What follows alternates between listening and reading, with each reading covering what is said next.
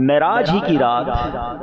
میرے آقا مدینے والے مصطفیٰ صلی اللہ علیہ وسلم جب رب کی بارگاہ میں حاضر ہوئے تو آپ نے سیدنا صدیق اکبر رضی اللہ عنہ سے ملتی جلتی ایک آواز سنی،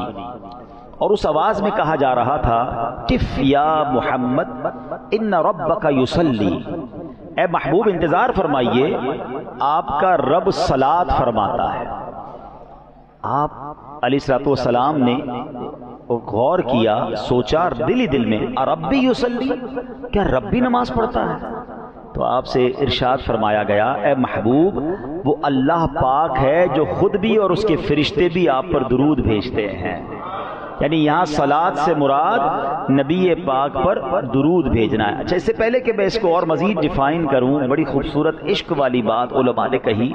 کہ میرے آقا معراج کی شب جب تشریف لے گئے وہاں پر تو حضرت ابوبکر صدیق کی آواز میں،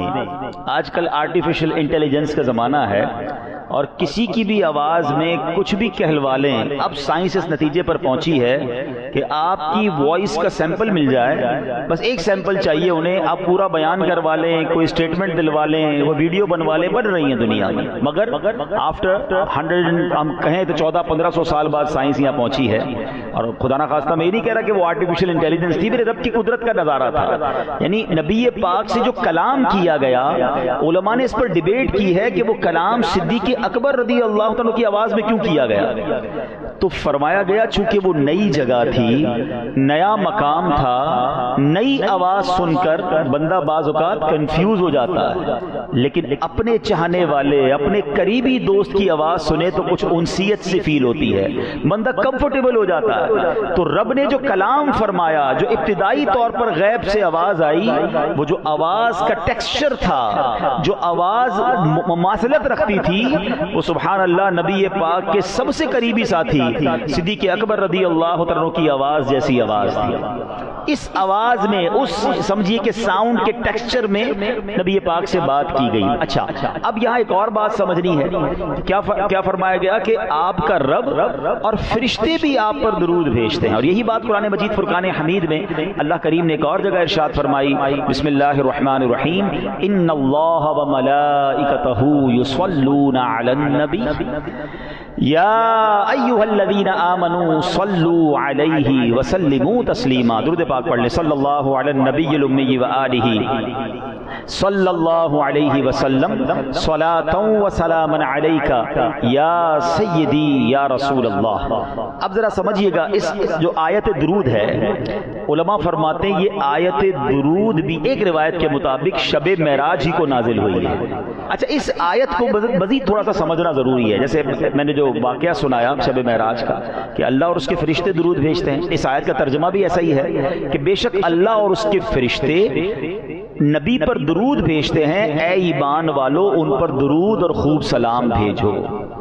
تو اللہ بھی درود بھیج رہا ہے، اللہ کے فرشتے بھی بھیج رہے ہیں، اور ہمیں بھی کہا گیا ہے، لیکن ایک بائفرکیشن کی ہے علماء نے، ایک تطبیق کی ہے جس کو سمجھنا بہت ضروری ہے۔ ہمارا اور فرشتوں کا درود بھیجنا کیا ہے؟ ہم اللہ کی بارگاہ میں دعا کرتے ہیں کہ اے اللہ ہمارے آقا و مولا جناب رسول اللہ صلی اللہ تعالی علیہ وسلم پر اپنی رحمتیں نازل فرما۔ مگر اللہ تبارک و تعالیٰ کا درود بھیجنا کیا ہے کہ رب تو خود رحمت نازل کرنے والا ہے نا، تو اللہ رحمتوں کو نازل فرماتا ہے،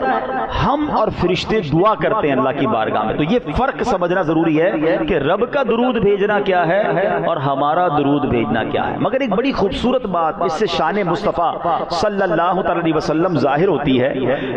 کہ قرآن پاک میں بہت سارے احکام ہیں۔ There are so many orders in Quran Majeed Furqan Hamid about نماز، about زکات، روزے کے حوالے سے بہت ساری باتیں ہیں، مگر کہیں بھی رب نے یہ نہیں فرمایا کہ میں بھی یہ کام کرتا ہوں، فرشتے بھی کرتے ہیں، میرے بندو تم بھی شامل ہو جاؤ۔ There is one and only درود پاک ایک ایسی عبادت ہے جس کے بارے میں رب نے فرمایا کہ اللہ بھی درود بھیجتا ہے، فرشتے بھی درود بھیجتے ہیں، اے مومنو تم بھی درود و سلام میں شامل ہو جاؤ۔ بات سمجھنی، نبی پاک کا مقام اور مرتبہ سمجھیے۔ اچھا، ایک اور بڑی خوبصورت بات، یہاں جو عربی گرامر کو سمجھتے ہیں، یہاں لفظ لایا گیا یصلون، یہ نہیں کہا گیا کہ اللہ اور اس کے فرشتوں نے ایک بار درود بھیج دیا، اے بندو تم بھی درود بھیجو۔ لفظ یصلون اس بات کو ڈسکرائب کرتا ہے، ڈیفائن کرتا ہے کہ یہ کنٹینیوسلی کام ہونے والا ہے، یعنی اللہ اور اس کے فرشتے مسلسل درود بھیج رہے ہیں، یعنی نبی پاک کو میرے آپ کے درود پاک کی حاجت نہیں ہے، ادھر تو کروڑوں رحمتیں ہر آن نازل ہو رہی ہیں۔ سچی بات یہ میرے اور آپ کے بھاگ جگائے گئے ہیں کہ اللہ اور اس کے فرشتے درود بھیج رہے ہیں، میرے بندو تم بھی شامل ہو جاؤ۔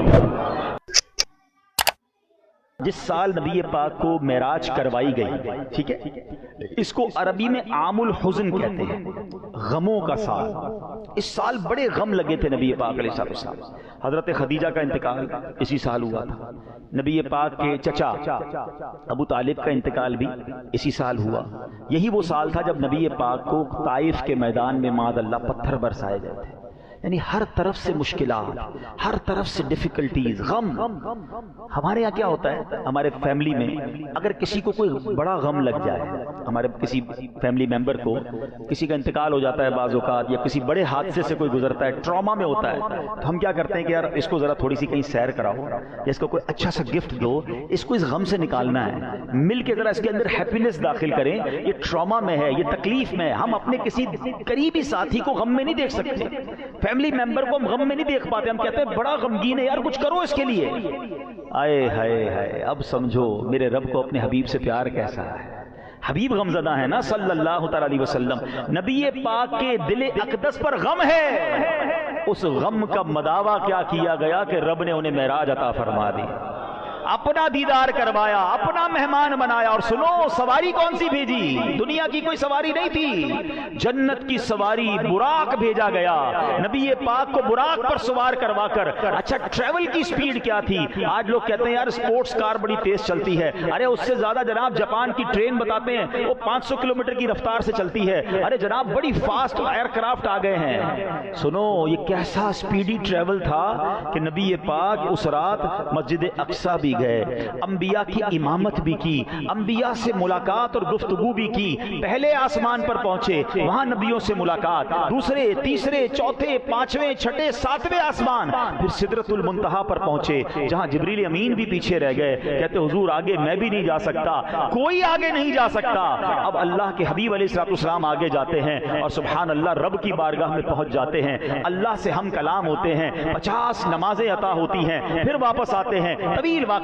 ہے، حضرت موسیٰ کے کہنے پر پھر جاتے ہیں۔ لوگ کہتے ہیں نبی پاک کو ایک بار دیدار نصیب ہوا، ارے اس ایک رات میں کتنی بار دیدار نصیب ہوا کہ بار بار جاتے ہیں، اور 5 نمازیں بھی کروا لی، جنت کے طبقات بھی دیکھے، دوزخ کے طبقات بھی ملاحظہ فرمائے، عذاب بھی دیکھے، یہ سارا ٹریول کر کے میرے آقا جب واپس آتے ہیں تو حدیث کی کتابوں میں لکھا ہے جس بستر کو چھوڑ کے گئے تھے وہ بستر ابھی بھی گرم تھا،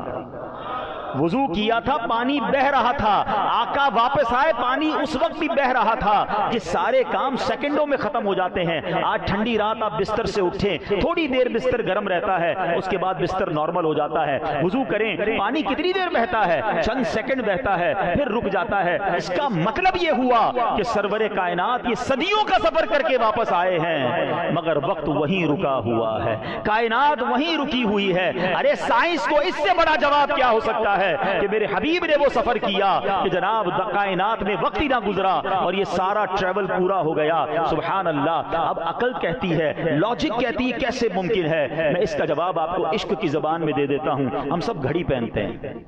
اس میں سیل ہوتا ہے نا، گھڑی سے سیل نکال لو تو گھڑی رک جاتی ہے، تھوڑی دیر بعد پھر سیل لگائیں تو ٹک ٹک ٹک ٹک کر کے چلنا شروع ہو جاتی ہے، ایسا ہی ہے نا۔ دراصل بات یہ ہے کہ میرے آقا اس کائنات کی جان ہے، وہ جو نہ تھے تو کچھ نہ تھا، وہ جو نہ ہو تو کچھ نہ ہو، کیوں جان ہے وہ جہان کی، جان ہے تو جہان ہے۔ ارے جب کائنات کی جان ہی چلی گئی تھی تو کائنات رک گئی تھی، آقا سفر کر کے واپس آئے، کائنات نے پھر چلنا شروع کر دیا۔ تو یہ معراج ہے، ہاں یہ شان ہے میرے آقا کی، یہ ٹریول کروایا گیا، یہ انعامات دیے گئے۔